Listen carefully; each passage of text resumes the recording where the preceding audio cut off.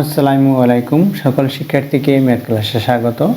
আজকে আমি ম্যাথ ক্লাসে ষষ্ঠ শ্রেণীর এক্সারসাইজ 2 কোশ্চেন নম্বর হচ্ছে 10। এই 10 নম্বর কোশ্চেনের অঙ্কগুলো সহজে সমাধান দেব। তাহলে দেখো এখানে কিভাবে এই অঙ্কগুলো করতে হয়। নিচের ফাঁকা ঘরগুলো পূরণ করো। এখানে আমরা ফাঁকা ঘরগুলো পূরণ করব। তাহলে প্রথমে লিখি প্রদত্ত রাশি বা দেওয়া আছে নম্বর ক, যে কোনো একটি লিখব। প্রদত্ত রাশি অথবা দেওয়া আছে, দেখো এখানে কি দেওয়া আছে সেটা তুলি। এখানে ব্র্যাকেট শুরু -8 ব্র্যাকেট শেষ আছে এবং এখানে একটা খালি ঘর দেওয়া আছে ইকুয়াল 0। এখানে ফাঁকা ঘরে কি বলবে সেটা আমরা বের করব। এখানে এই অঙ্কগুলো সাধারণত 2-3 নিয়ম অনুসারে 2-3 নিয়ম অনুসারে করা সম্ভব। তাহলে দেখো প্রথমে একটি নিয়ম দেখাচ্ছি। এখানে যেহেতু এখানে ইকুয়াল চিহ্ন ব্যবহার করা, তাই আমাদের এখানে বা উক্তি চিহ্ন ব্যবহার করতে হবে। এখানে বা লিখি, বা হচ্ছে অবশ্যই তোমরা জানো, অথবা এর সংক্ষিপ্ত রূপ হচ্ছে বা, অর্থাৎ এই যে বা অংশটুকু লিখি। এখানে -8 এরপর হচ্ছে -8 ফার্স্ট ব্র্যাকেট প্লাস খালি ঘর ইকুয়াল চিহ্ন, এরপর এখানে 0 দেওয়া আছে 0। দেখো এখানে ফার্স্ট ব্র্যাকেটের মধ্যে কি দেওয়া আছে -8। এই -8 যেহেতু আমরা এই খালি ঘরের মান নির্ণয় করব, তাহলে এই অংশটুকু বাদ দিতে হবে। তাহলে এর বিপরীত লিখতে হবে এখানে -8, তাহলে +8 লিখতে হবে। +8 উভয় পক্ষে যোগ করে এভাবে লিখতে হবে, অথবা এভাবে লিখতে হবে -8 এর বিপরীত যোগাত্মক যোগ করে আমরা -8 এর বিপরীত যোগাত্মক যোগ করব। অর্থাৎ এখানে কি এই -8 এর বিপরীত যোগাত্মক হচ্ছে +8, এখানেও +8 লিখবো। অর্থাৎ এই শুধুমাত্র 8 লিখলেও হবে, কারণ এই 8 সংখ্যাটির এখানে প্রকৃত চিহ্ন হচ্ছে প্লাস, এটা লিখলাম। তাহলে -8 এর বিপরীত এখানে লিখেছি -8 এর বিপরীত যোগাত্মক যোগ করে, অথবা যেহেতু এটা -8, এই -8 কে বাদ দিতে হলে +8 করতে হবে, তাহলে +8 উভয় পক্ষকে যোগ করে এভাবে করব। তাহলে দেখো এখন কি হয়, বা লিখি। এখানে প্লাস সাইন প্লাস না দিলে হবে 8 লিখলাম। এখানে 8 লিখেছি, এই প্লাসের সাথে মাইনাস গুণ করি, প্লাসে মাইনাসে মাইনাস হবে। এরপর আছে 8, এখানে প্লাস সাইন, এখানে খালি ঘর, এই ইকুয়াল চিহ্ন দেই।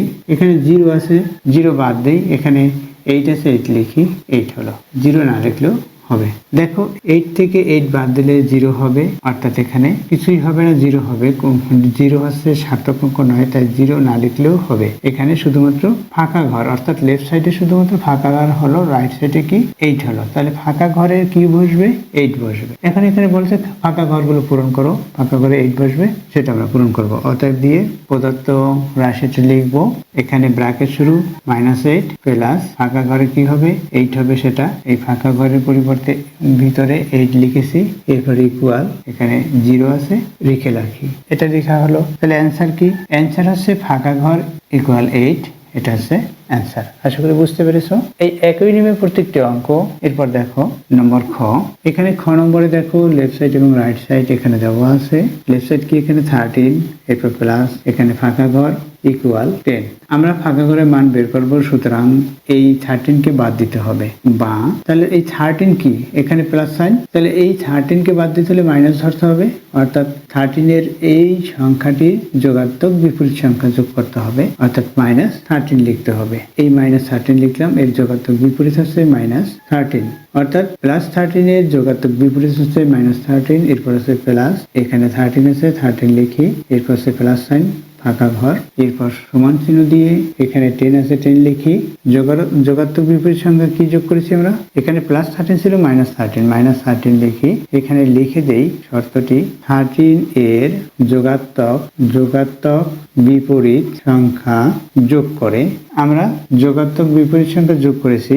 এখন কি হবে লেফট সাইডে, দেখো এই 13 থেকে 13 বাদ, শুধুমাত্র ফাঁকা ঘর থাকবে। 13 থেকে 13 বাদ দিলে 0 হবে, আর 0 না লিখে হয়, এখানে ফাঁকা ঘর আছে, না লিখলেও হবে 0। এই ফাঁকা ঘর লিখলাম। এরপর ইকুয়াল চিহ্ন, দেখো এই দুটির বড় কোনটি, বড় হচ্ছে -13, মাইনাস চিহ্ন, 13 থেকে 10 বাদ দেই, তাহলে 3 হবে।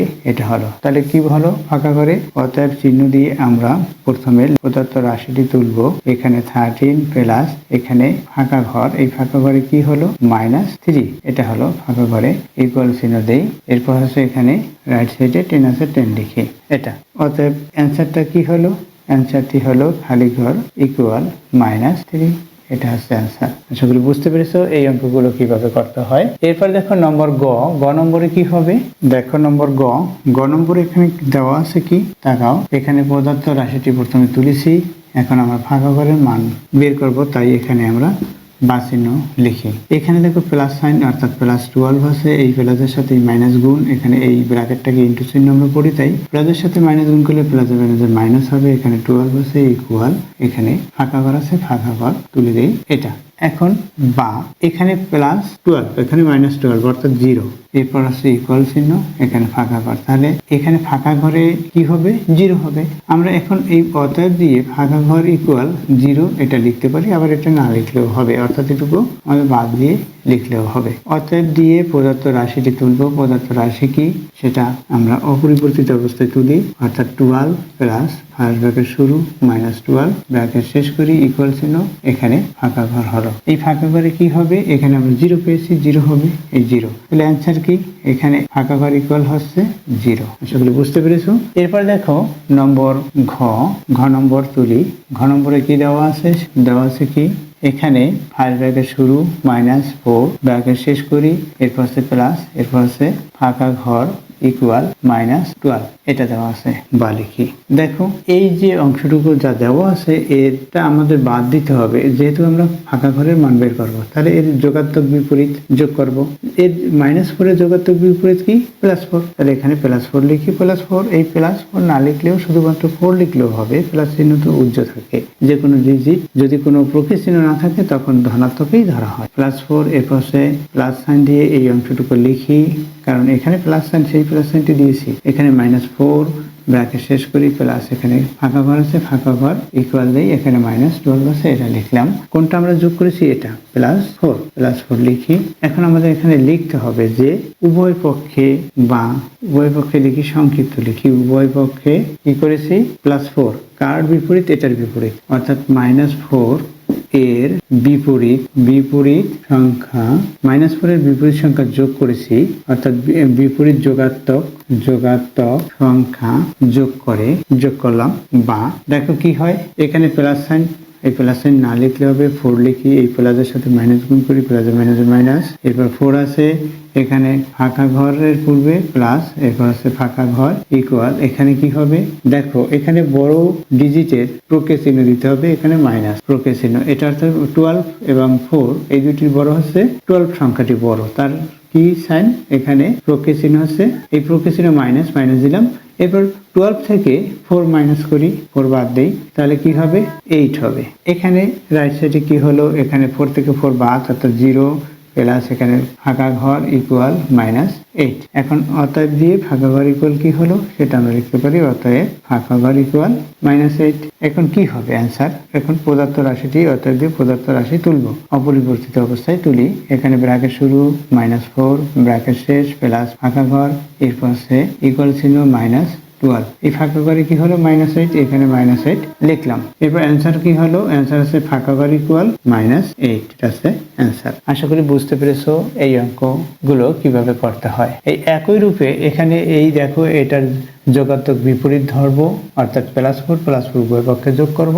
এখানে কি এখানে -15 আছে, -15 এর যোগাত্মক বিপরীত কি +15 উভয় পক্ষে যোগ করব, যোগ করার পরে একই রূপে এই অঙ্কগুলো সমাধান তোমরা করতে পারবে। আশা করি বুঝতে পেরেছো কিভাবে এর সমাধান করতে হয়। এতক্ষণ ম্যাথ ক্লাসের সাথে থাকার জন্য সকলকে ধন্যবাদ জানিয়ে আজকের মতো বিদায় নিচ্ছি।